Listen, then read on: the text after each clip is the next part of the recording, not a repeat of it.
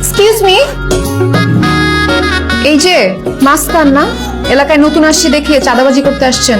বাবা 20-50 টাকা দিয়ে বিদায় করো তো এদের। দাদা আপনি ভুল করতেছেন, আমরা এখানে চাঁদা নিতে আসিনি, আমরা চাঁদাবাজ না। ও, চাঁদা নিতে আসেন নাই? তাহলে কি চান? আপনার বাবাকে তুলে নিতে আসছি। আপনার বাবা একটা 2 নম্বর লোক, সে 2 নম্বর ব্যবসা করে, 2 নম্বর পাইপ দেয় মানুষে, কমপ্লেন আছে। আজকে ধরে নিয়ে হালকা টাইট দিব, যদি কাজ হয় ভালো, কাজ না হলে ঝামেলা আছে। কি বলে ও, তোর পাইপের ব্যবসা আছে? আপনি তাহলে পাইপ খোকন না? বললাম তো না, তোমরা পাইপ খোকনকে খুঁজছো, সে তো আমার পাশের বিল্ডিং এ থাকে। তাহলে তো ভুল হয়ে গেল, সরি আঙ্কেল।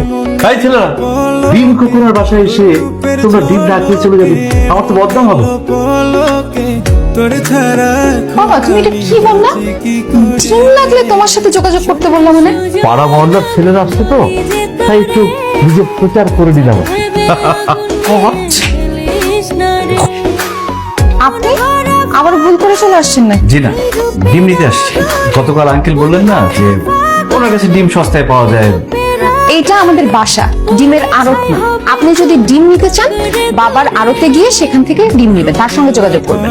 আচ্ছা আপনার নাম্বারটা দিয়ে যাবেন? আমার নাম্বার কেন? না মানে ডিম কিনতে যাওয়ার আগে আপনার কাছে ফোন দিয়ে ডিমের দামটা জেনে নিতাম।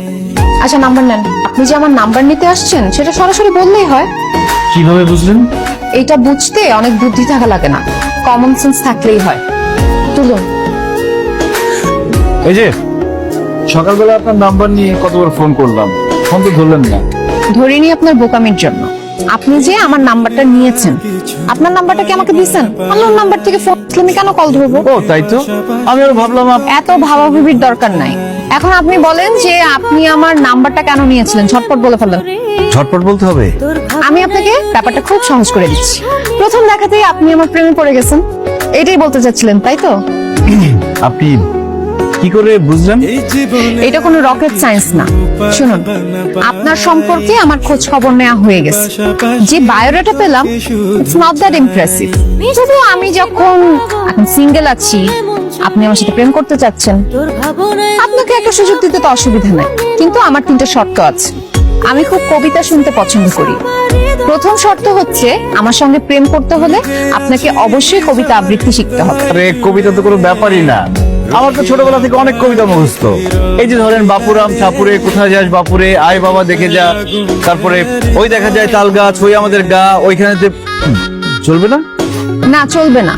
আমি চাই আমার বয়ফ্রেন্ড প্রত্যেকদিন আমাকে অন্তত একটা করে রোমান্টিক কবিতা আবৃত্তি করে শোনা। কিন্তু বাকি শর্তগুলো? দ্বিতীয় শর্ত হলো, আপনি যখনই আমার সঙ্গে দেখা করতে আসবেন, তখনই আমার জন্য একটা গাছের চারা নিয়ে আসবেন। আর তৃতীয় শর্ত হলো, প্রত্যেকদিন অন্তত একটা করে ভালো কাজ করতে হবে। ঠিক আছে, আমি তাহলে আসি। চলে যাবেন? আপনি কিন্তু আবারও একটা বোকামি করছেন। আপনি এখনো কিন্তু আপনার নাম্বারটা আমাকে দেন নাই, আর আমার নামটাও জানতে চান নাই। আপনি যে বুদ্ধিমতী, সকালে কল লিস্ট দেখে আপনি আমার নাম্বার পেয়ে গেছেন, এটা আমার বোঝা হয়ে গেছে। আর আমি আপনার নাম জানি, জান্নাত, খুব সুন্দর নাম।